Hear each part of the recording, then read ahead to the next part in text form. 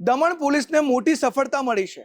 તમિલનાડુની જે ગેંગ હતી જે ચોરીને અંજામ આપતી હતી તેના 4 સાગરીતોને 13 લાખથી પણ વધુના મુદ્દામાલ સાથે ઝડપી પાડવામાં આવ્યા છે।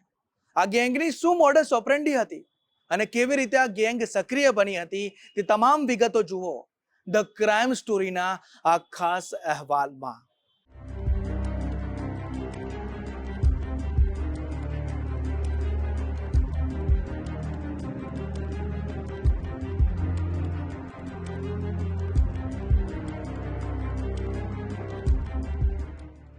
ગુજરાતના પાડોશમાં આવેલા સંઘ પ્રદેશ દમણમાં નાની મોટી ચોરીની ઘટનાઓ ઓચિંતી વધવા લાગી છે।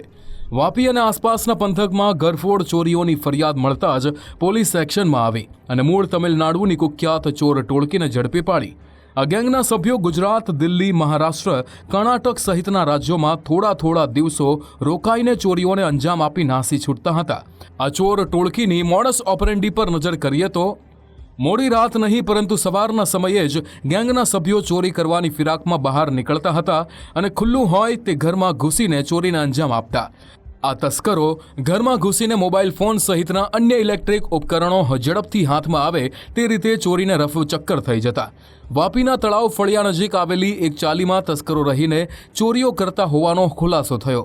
જો ઘરમાં ઘૂસે અને કોઈ સભ્ય મળી આવે તો તમિલ ભાષામાં વાત કરીને સામેવાળી વ્યક્તિને કંઈક વેચવા કે સરનામું પૂછવા આવ્યા હોવાના નામે ભરમાવતા હતા, જેથી ચોરી કરવા આવ્યાની જાણ ન થાય। આ ગેંગનો ત્રાસ વધતા દમણ પોલીસ સ્ટેશનના જવાનોએ જાહેર સ્થળોએ લાગેલા 120 જેટલા સીસીટીવી ફૂટેજની ચકાસણી કરી આ તસ્કર ટોળકી પાસેથી 50 મોબાઈલ, 5 લેપટોપ અને 1 ટેબ્લેટ મળી આવ્યું છે। આ તમામ ચોરીના માલ સામાનની બજાર કિંમત અંદાજે 13,38,000 રૂપિયા થાય છે। આ ચોરીનો મુદ્દામાલ જપ્ત કરી પોલીસે તસ્કર ગેંગના સભ્યોની अन्य कोई गुनाમાં સંડોવણી છે કે કેમ તે અંગે વધુ તપાસ હાથ ધરી છે।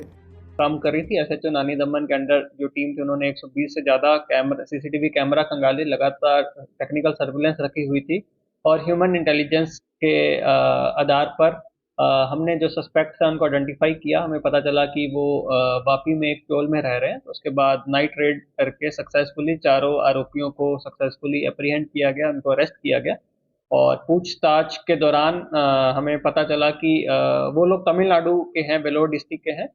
तो वो अलग अलग जगह पे इंडिया में जाते हैं, वहाँ पे वो सुबह ही चोरी करते हैं जब उठते हैं और दरवाज़ा ओपन खुला रहता है लोगों का, तो जो वैल्यूएबल इलेक्ट्रॉनिक आइटम्स है वो चोरी करते हैं। और अब तक हमें पता चला कि उन लोगों ने दिल्ली, बॉम्बे, वलसाड, दमन आसपास के इलाकों में काफ़ी चोरियाँ करी हैं। और આ તસ્કર ટોળકીએ દમણની સાથે વાપી, સંજાળ, ભિલાડ અને પારડી સહિતના સ્થળોએ પણ ચોરી કર્યાનું પોલીસની પ્રાથમિક પૂછપરછમાં સામે આવ્યું છે। આરોપીઓ મૂળ તમિલનાડુના વેલ્લોર જિલ્લાના જીવા મુનિયપ્પા અને આર્યા અનિયપ્પન હોવાનું સામે આવ્યું છે। જ્યારે ચોર ગેંગના અન્ય 2 ઝડપાયેલા સાથીઓમાં મુનિયપ્પા બલરાજ અને મુનિયપ્પા મુરુગનનો સમાવેશ થાય છે। દમણ પોલીસે રાત્રે રેડ પાડીને ઘરમાં જ તમામ તસ્કરોને ઝડપી જેલના સળિયા પાછળ ધકેલી દીધા છે। उनसे अभी तक टोटल हमें 50 mobile phone, 5 laptop, 2 wrist watch और एक टैबलेट जो है वो रिकवर हुआ है, जो कि अप्रोक्सीमेटली 13.5 लाख के करीब इसकी वैल्यू है। तो वो लोग रैंडमली जो भी घर वगैरह का दरवाज़ा उनको खुला मिलता था तो सुबह वहाँ पे वो घुस जाते थे और अगर पकड़े भी जाते थे तो वो तमिल भाषा में बात करते थे और कंफ्यूज करके वो वहाँ से निकल जाते थे। हमने सब जगह इंटीमेट कर दिया है और अभी तक जो पता चला है वो बॉम्बे की 2 एफआईआर हैं एमएचबी कॉलोनी पुलिस स्टेशन की, उसमें भी वांटेड है तो वहाँ भी इंटीमेट कर दिया है वो लोग। और यहाँ के 2 दमन के 2 केसेस में उनको अरेस्ट किया। મૂળ તમિલનાડુના વેલ્લોરની તસ્કર ટોળકી સામે દેશના અનેક રાજ્યોના પોલીસ ચોપડે ગુના દાખલ થયેલા છે। દેશની રાજધાની દિલ્હી અને મુંબઈમાં ટોળકીના સભ્યોએ સંખ્યાબંધ ચોરીઓને અંજામ આપીને રીતસરનો તરખાટ મચાવ્યો હતો। તો ગુજરાતમાં એક ચોરી દરમિયાન ગેંગના સભ્યો પોલીસના હાથે ઝડપાયા હતા।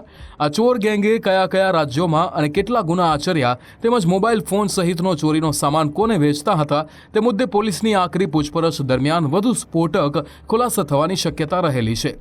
પ્રિયાંક પટેલ, ગુજરાત ફર્સ્ટ, વલસાડ।